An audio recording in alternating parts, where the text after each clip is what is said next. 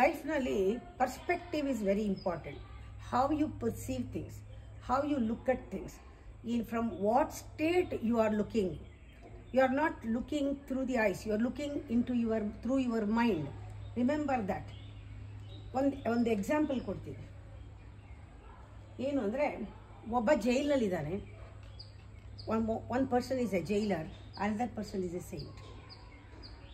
ಒಬ್ಬ ಸನ್ಯಾಸಿ, ಒಬ್ಬ ಜೈಲರು. ಆ ಜೈಲರು ಸನ್ಯಾಸಿಗೆ ಏನು ವ್ಯತ್ಯಾಸ?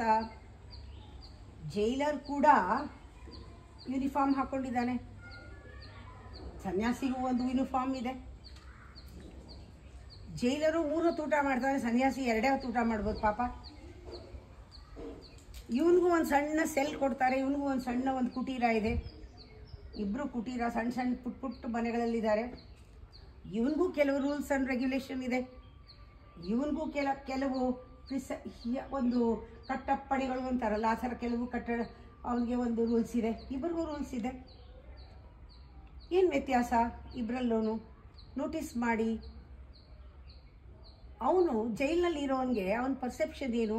ನಾನು ದುಃಖವಾಗಿದ್ದೀನಿ, ನಾನು ಸಂತೋಷವಾಗಿಲ್ಲ ಅನ್ನೋದಿದೆ, ಆ ಪರ್ಸ್ಪೆಕ್ಟಿವ್ ಇದೆ. ಸನ್ಯಾಸಿಗೆ ನಾನು ಚಿಕ್ಕ ಮನೇಲಿದ್ದರೂ ಕೂಡ ಅವನು ಆನಂದವಾಗಿದ್ದಾನೆ. ಇಬ್ಬರು ಒಂದೇ ಅನುಭವಿಸ್ತಾ ಇರೋದು, ಆದರೆ ಅವನು ನೋಡ್ತಾ ಇರೋದು ಹೇಗೆ? ಜೈಲಿನಲ್ಲಿ ಎಲ್ಲ ಇದ್ರೂ ಕೂಡ ಅವ್ನು ನೋಡ್ತಾ ಇರೋದು ಜೈಲಿದು, ಇದು ದುಃಖ. ಇವನು ನೋಡ್ತಾ ಇದ್ದಾರೆ, ಇದು ಚಿಕ್ಕದಾಗಿರ್ಬೋದು, ಇದು ನನಗೆ ಸ್ವರ್ಗ. ಪ್ರತಿಯೊಂದು ಕೂಡ ಇಲ್ಲಿ ಶಾಂತಿ ಇದೆ ನನಗೆ ಅಂತಾನೆ, ಅವನಲ್ಲಿ ಶಾಂತಿ ಇಲ್ಲ ಅಂತಾನೆ. ಇಬ್ಬರಿಗೂ ಒಂದೇ ಊಟ, ಇಬ್ಬರಿಗೂ ಒಂದೇ ಯೂನಿಫಾರ್ಮು, ಇಬ್ಬರಿಗೂ ಒಂದೇ ಕಟ್ಟಳೆ, ಇದು ರೂಲ್ಸ್ ಆ್ಯಂಡ್ ರೆಗ್ಯುಲೇಷನ್ನು. ಅದಕ್ಕೆ ನಾವು ಯಾವಾಗಲೂ ಹೇಗೆ ನೋಡ್ತೀವಿ, ಜೀವನನ ಹೇಗೆ ತಗೊಳ್ತೀವಿ ಅನ್ನೋದು ಮುಖ್ಯ. ಇದು ಜೈಲು ಸನ್ಯಾಸಿ ಉದಾಹರಣೆ ಆಯಿತು. ಆದರೆ ನಾವು ಮನೇಲೇ ಇರ್ತೀವಿ, ಬಂಧಿಸ್ಕೊಳ್ತೀವಿ. ಆಚೆ ಇರ್ತೀವಿ, ಫ್ರೀಯಾಗಿದ್ದೀವಿ ಅಂದ್ಕೊಳ್ತೀವಿ, ಬಂಧಿಸ್ಕೊಳ್ತೀವಿ.